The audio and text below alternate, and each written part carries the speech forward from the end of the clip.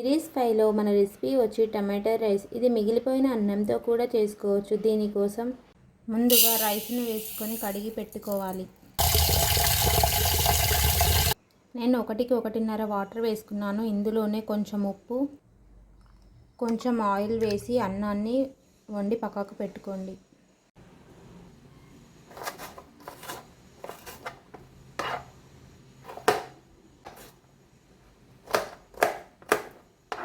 మూడు టమాటాలను ఇలానే హాఫ్ టమాటాలుగా కట్ చేసి పక్కకు పెట్టుకోండి. ఈ 3 టమాటాలు మనకు పేస్ట్ కోసం. అలాగే ఇంకొక టమాటా కూడా కావాలి, అది మనకి ముక్కలు కోయడం కోసం.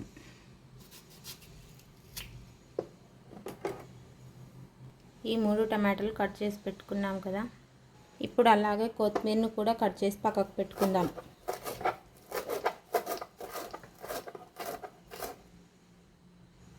ఒక టమాటాను చిన్న ముక్కలుగా కట్ చేసి పెట్టుకోండి. మరీ చిన్నవి కాదు, మరీ పెద్దవి కావు, మీడియం సైజులో కట్ చేసి పెట్టుకోండి. సరే, ఈ సైజు ఉంటే సరిపోతుంది. ఇప్పుడు మనం ముందుగా స్టవ్ వెలిగించుకొని ప్యాన్ పెట్టుకుందాం. ఇప్పుడు ఇందులో ఆయిల్ వేసుకుందాం. ఇప్పుడు ఇందులో టమాటోస్ని వేసేద్దాం. మనం ఆయిల్లో టమాటాలు వేసిన తర్వాత ఇందులో ఒక 3-4 ఎండుమిర్చి,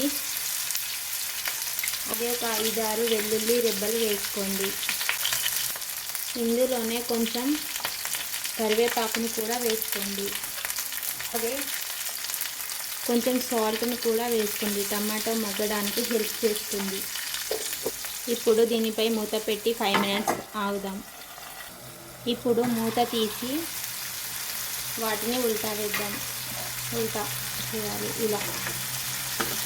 మళ్ళీ మూత పెట్టి 2 మినిట్స్ వెయిట్ చేద్దాం. అది ఉడికిందో చూద్దాం. టమాటో ఉడికిపోయింది. ఇప్పుడు స్టవ్ ఆఫ్ చేసి దీన్ని మిక్సీ చేద్దాం.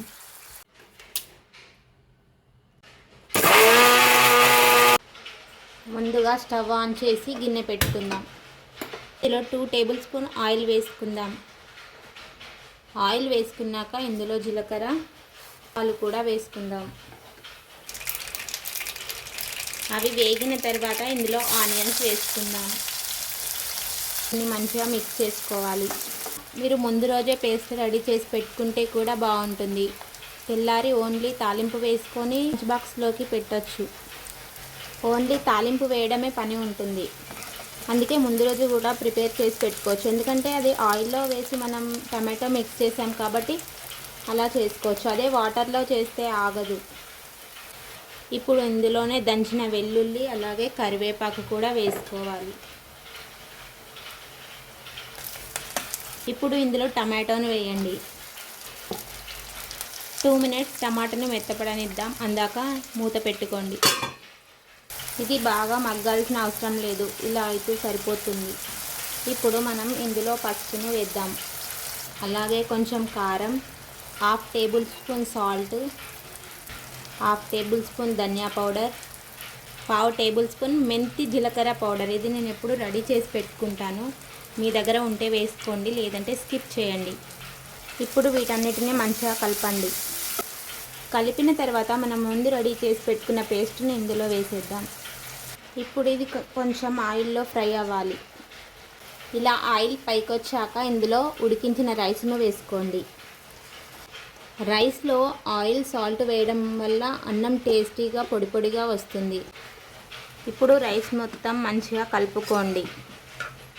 ఇలా మీరు టైం ఉంటే నైటే చేసి పెట్టుకోండి. పేస్ట్ చేసి పెట్టుకుంటే 5 మినిట్స్లో మీ లంచ్ బాక్స్ రెడీ అయిపోతుంది. చాలా టేస్టీగా కూడా ఉంటుంది. కొత్తిమీర వేసుకున్న తర్వాత మరొకసారి రైస్ను కలుపుదాం. మన lunch box tomato rice ready. ఇలా నా స్టైల్లో టమాటో రైస్ చేసి చూడండి. ఎలా వచ్చిందో కామెంట్ చేయండి. ఇది ఆనియన్ ఆమ్లెట్తో చాలా చాలా బాగుంటుంది. ఒక్కసారి ట్రై చేయండి. తప్పకుండా ట్రై చేయాల్సిన రెసిపీ.